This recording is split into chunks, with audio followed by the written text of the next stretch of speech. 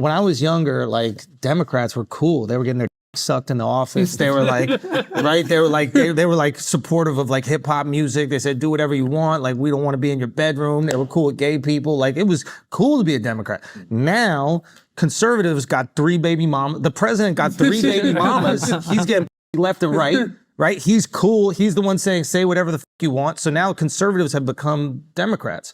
So I don't think I've changed. I just like the dudes that get to say whatever they want. So it's you want me to be a Democrat again? Get some tell me to say whatever I want. I'm there. This is comedian and podcaster Andrew Schulz giving an answer that is very, very revealing. The idea that like you have this loyalty to the party doesn't even have loyalty to itself. So how can you say that?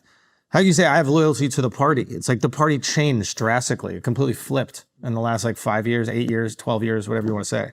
So maybe I'm just making decisions based on the things that I care about in the moment. And maybe that group is, you know, connecting to me more in this moment. Now, there's a lot more here, including where I'll actually give Schulz props, so stay tuned for that. However, this quote is worth examining that you just heard. When I was younger, Democrats were cool. They were getting their D sucked in office. They were supportive of hip-hop music. They said, do whatever you want. We don't want to be in your bathroom. Now the president got 3 baby mamas.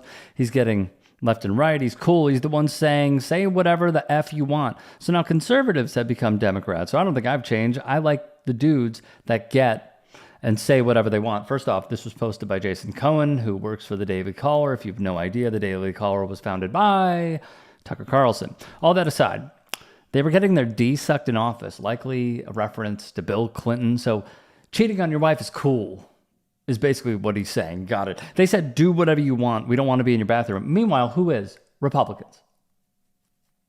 The people that you voted for. Republicans. For example, via The Guardian, in Oklahoma in January, a day after Trump's inauguration, the Republican State Senator Dusty Devers introduced a series of bills targeting LGBTQ plus rights. So actually what they're trying to do is get involved in everyone's lives a little bit more, including those who do not bow down to the Christian theocracy that many in this party truly want us to live in. On Trump and Republicans, Schulz would state, he's the one saying, say whatever you want.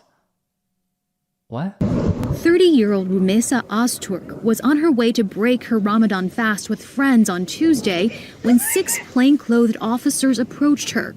They take her phone and put her in handcuffs. Only then do they appear to identify themselves as police. The neighbor who captured the arrest on surveillance video described it as a kidnapping. Ozturk is a doctoral student from Turkey studying child development at Tufts University.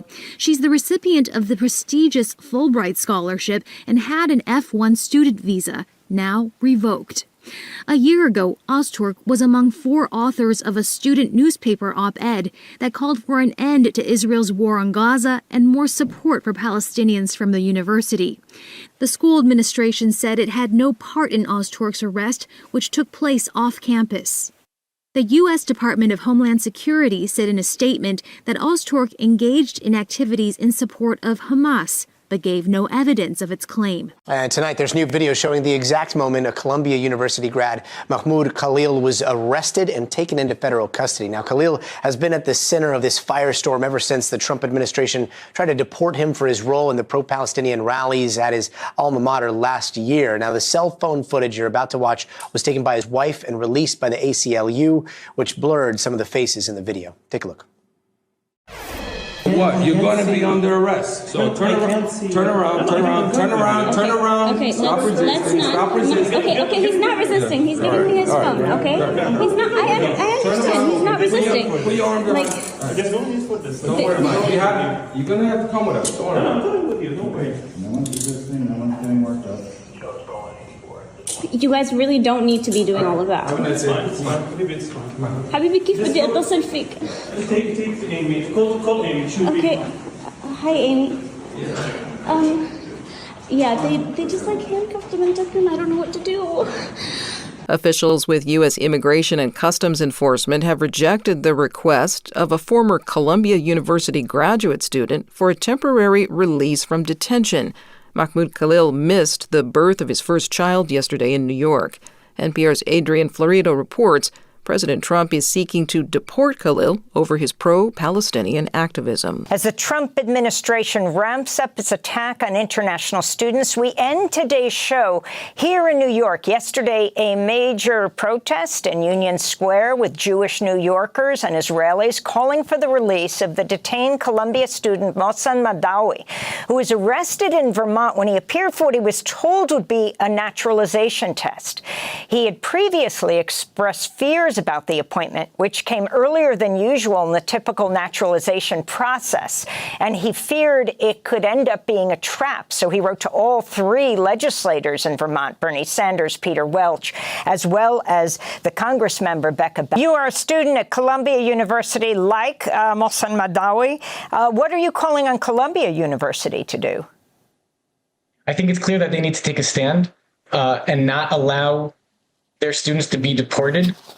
They need to take a public position against these deportations, and they need to make sure that Mohsen next month can graduate his bachelor's degree.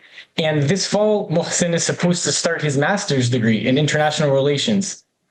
The university needs to do everything in their power to make that happen. Hey guys, quick break in the action. I have a new show coming out called The Rick Strom Show. It is going to be awesome. I'm interviewing musicians, athletes, producers, writers, journalists, authors, sports doctors. Go check it out at youtube.com/@TheRickStrom Also be sure to throw me a follow on Instagram, Threads, Blue Sky. It can all be found in the description box below. Thank you. So the whole let them say whatever they want nonsense. We have people who are being deported for actually saying whatever they want. So not only are they going after free speech, in many ways, they're going after free thought, which it appears, by the way, Schulz would contradict himself later in the interview. You know, there's all this like concern about the relationship between America and Israel. And first of all, like Israel should be able to be criticized like every other country. I hate this idea like if you're critical of Israel, it just like means you're an anti-Semite. I think that does a great disservice to Jewish people in general. Like you're allowed to, we criticize America, right? Americans relentlessly criticize our own country. We can criticize Israel. We can criticize Great Britain. We can criticize Poland. We can do whatever the fuck we want, okay? This is America. You can say whatever the fuck you want. Now, you can also be critical of the current war going on. Like you absolutely can. Maybe you disagree on it, but like you're not an anti-Semite for doing it. Are there anti-Semites that do it? Sure, but it doesn't make you one naturally. So like we got to allow a little bit of space for that, right? He dad. So I don't think I've changed. I just like the dudes that get and say whatever they want. I guess I'm just curious as I'm listening to this. It truly feels like he is trapped in a 12-year-old's body. You know how old Andrew Schulz is? I had to look this up. He's 41. He's 41, and he's talking like this.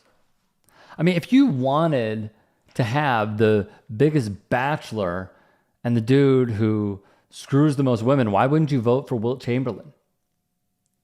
Why don't we dig up Hugh Hefner's corpse so you could vote for him?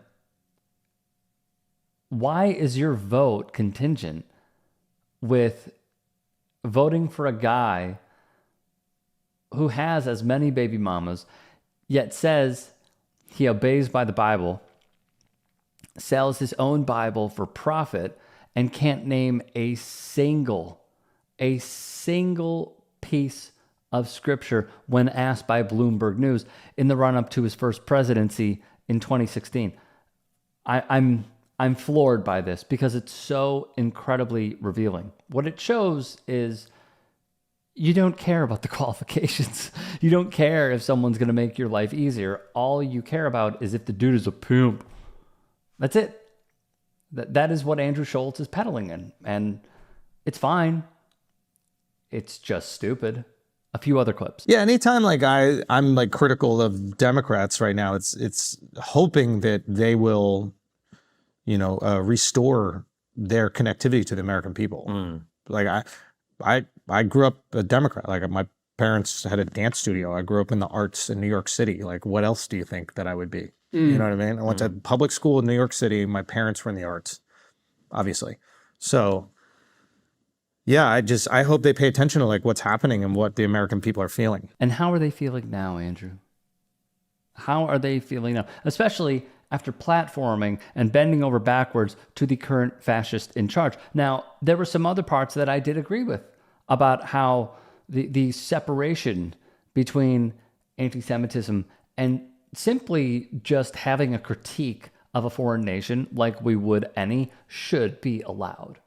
It feels like that's the bare minimum. He would call out the donations from a foreign nation making their way into super PACs that could potentially funnel into campaigns of Congress people, senators, presidents, people in the administration / cabinet, etc. That's good. I'm fine with that. I don't think anybody is above reproach. But this whole notion of the Dems used to be cool. No, they didn't. They didn't used to be cool. The difference is you realized how you don't have to have any sort of morals or empathy towards the people that are being targeted because deep down you like what this president is saying. Why else would you vote for it? Unless you admit to being duped, I'll accept that. But you like it. And aside from the tax breaks, it really does feel like you gave away the ball game. That it appears you like women being mistreated.